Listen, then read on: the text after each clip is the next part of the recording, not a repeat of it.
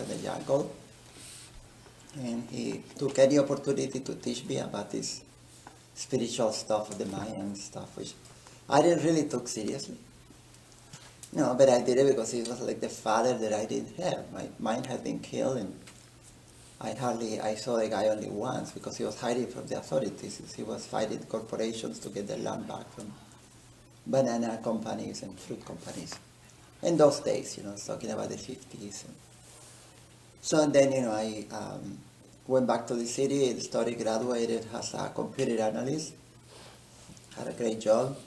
And I never thought of anything going back to this weird stuff of the spirituality of the calendar. But he told me, this is your destiny, you can't run away from it. So, and that's how it was when I came to the U.S. 40 years ago. He would leave me alone in my dreams, tell me, this is time to take your destiny. Which eventually, I took it over about 35 years ago to write the calendar and to try to understand it because I love science. I went to Hamlet University to try to study archaeology to understand the scientific side of this, what he says, and merge both sides, because I got to an understanding that ancient Maya were not mystics. They also were scientists. They were very complex study in the sky astronomers. They were not just imagining stuff, So it takes me decades to analyze this thing and crack the codes, the secret codes of the calendar. So he explained to me a lot of things that was blowing my mind. Every time I discover something else is there. It's like amazing what these people had thousands of years ago, hidden into this device, which Mayan calendar is the more complex calendar in the whole humanity. But today the talk is going to be about constellations. So, I'm going to share with you what I have learned or what I've seen about constellations.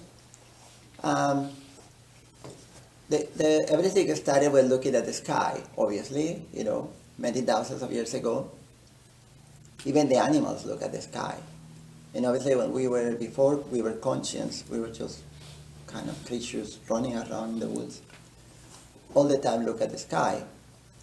So the sky has become to the animals like guidepost. When they migrate, when they go places, they use it as a guide to go wherever they have to go. So even animals have analyzed the sky in some ways, just because it's like you're in a huge room and there's some lights in the room that tell you where to go to the bathroom or something, so you follow those lights to go and do the stuff that you need to do. But for the animals, that's about it. You just use them like a guidepost for doing things. Now when humans came into conscience and understanding deeper, looking at the sky became more of trying to see what this was.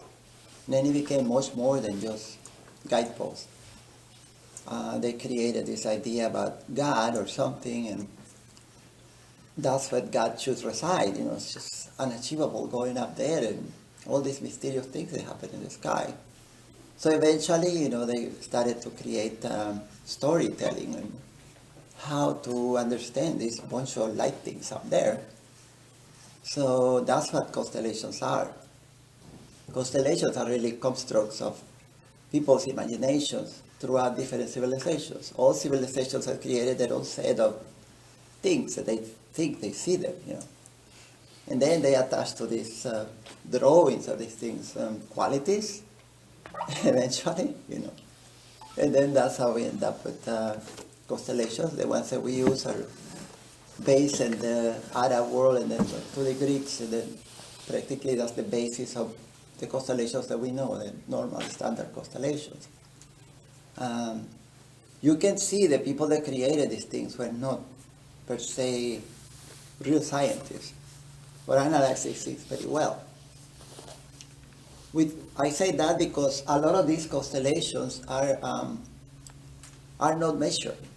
They are kind of just random things that are out there, and some of them are big, some of them are tiny.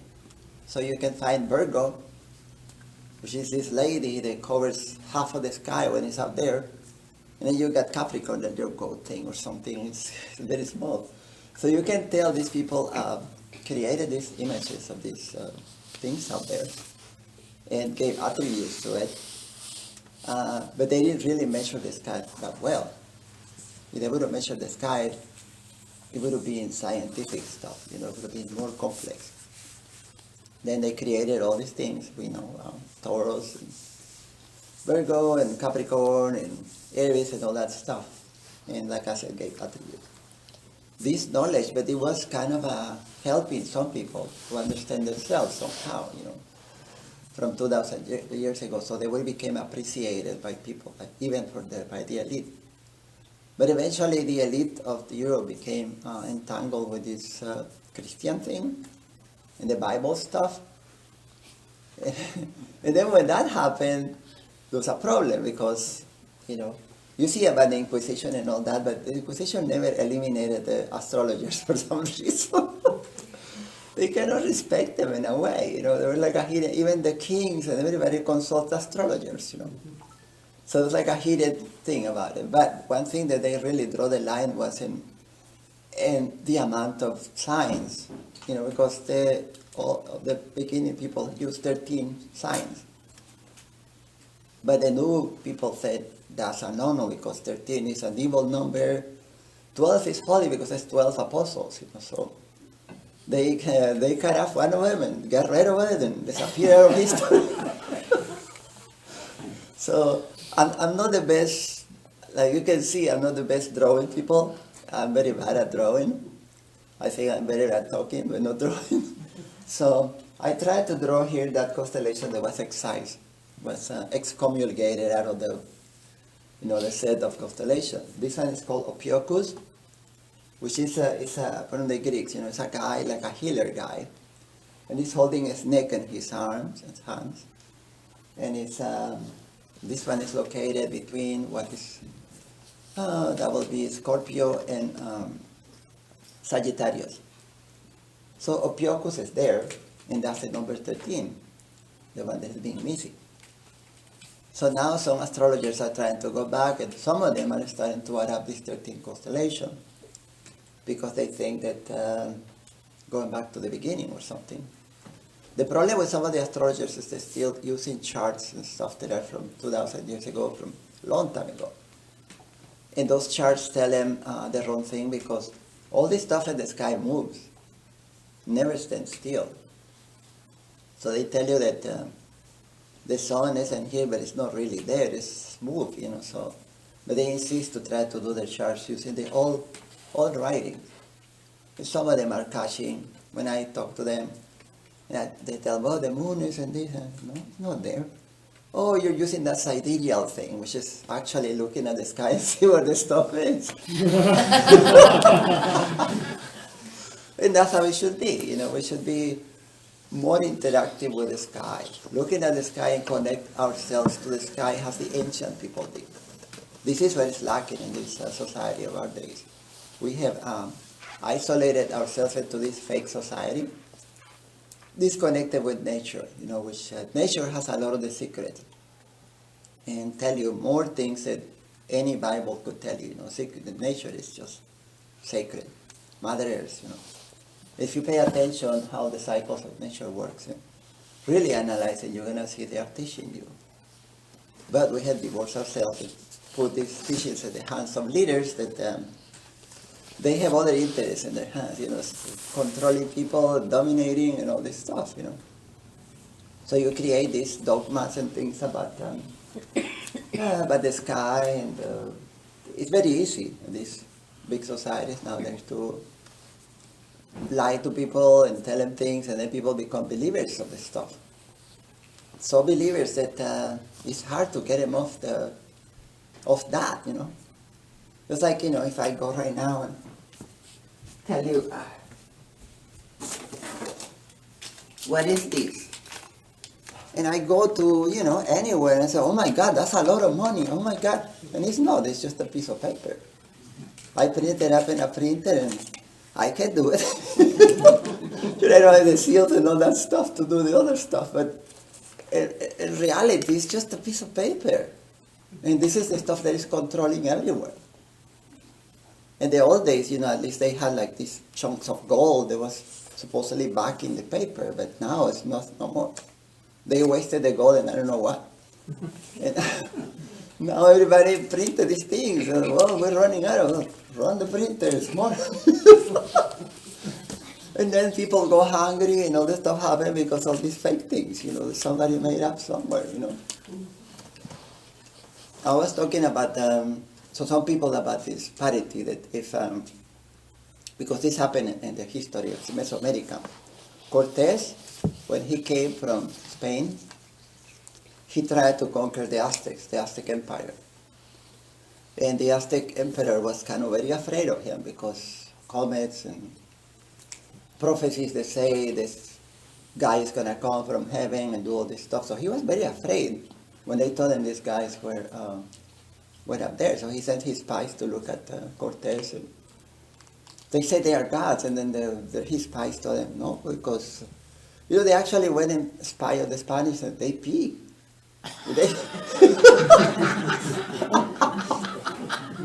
They pee and we collect it, so it smells like ours. So I don't think these are gods, And they collected their poop, analyzed it, and the vampires. So, these guys are not really gods, They have yellow hair and all that stuff, but they do have powerful weapons. They got these big dogs and armor and stuff and weapons like lightning and these pipes that we don't have. So it'd be scary to fight with him. So and then Moctezuma, that was the real name of the guy. The Spanish changed it to Montezuma because it sounds more Spanish.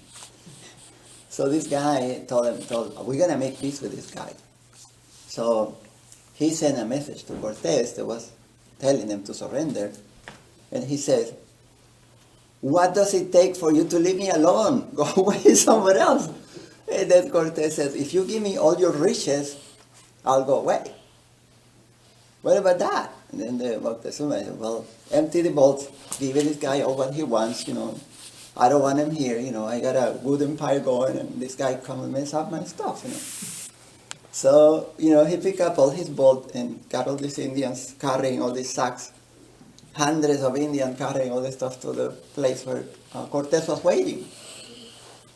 When he opened this, he was so happy, I said, Cortez, oh my God, these Indians are so stupid, I told him that, and look, hundreds and hundreds of the riches are coming to me, I didn't need to fight with them. So, when the Indians were done, and then he opened the sacks to share with his other friend, find out the sacks was full of feathers. Feathers and cocoa beans. Because that was the currency for the empire. Has been the currency for hundreds, thousands of years. So the nice feathers were the bills, like colorful feathers, and the cocoa beans were the coins, So this was a royal currency. Everything the way you went there, you can exchange that for any service you want. And, cocoa beans, you can make chocolate all the time. So it's like cocoa, so they didn't really, these natives are still not at their understanding of digging up metals and doing all that stuff, that's way. Some of them were, but not the Aztecs. So when Cortez saw that, he threw a fit, Oh my God, such a stupid people, They're so ignorant, thinking that this thing has any value, He was expected to see God in them. And that's exactly what this is. Just imagine a spaceship land in the White House. We want all our riches. They give you all these papers, and the aliens like, what the hell is this?